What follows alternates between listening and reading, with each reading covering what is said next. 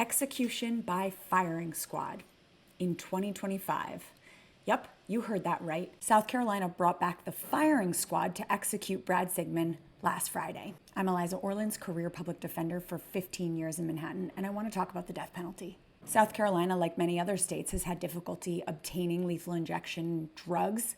And instead of seeing this as a reason to abolish the death penalty, states are doubling down, bringing back brutal execution methods like the firing squad, the electric chair, and even gas chambers. So let's talk about how we got here and why the death penalty is a barbaric, racist, expensive failure that needs to end. First, the reason this is happening.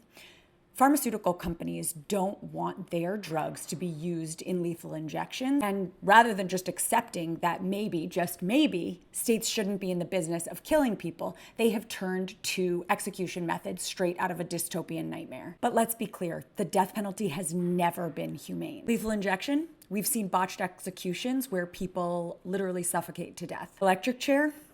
People catch on fire. And now the firing squad, where a team of executioners shoots someone in the heart. And if they miss, the person just bleeds out.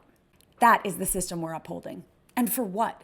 There's no evidence that the death penalty deters crime. What it does do, however, is disproportionately target Black and brown people who have been convicted of crimes. It also keeps people on death row for decades, sometimes in solitary confinement, suffering on a daily basis until the state decides to execute them. And let's not forget, 190 people have been exonerated from death row, which means that we have almost certainly executed innocent people. And if you think that the death penalty is the cheaper option, wrong.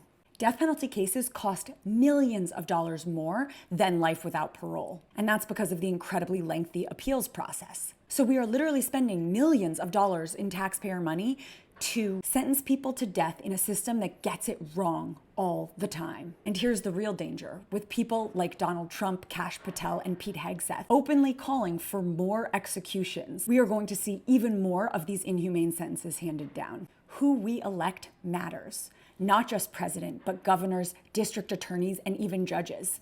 These are the people who end up pursuing and deciding on whether or not we impose the death penalty.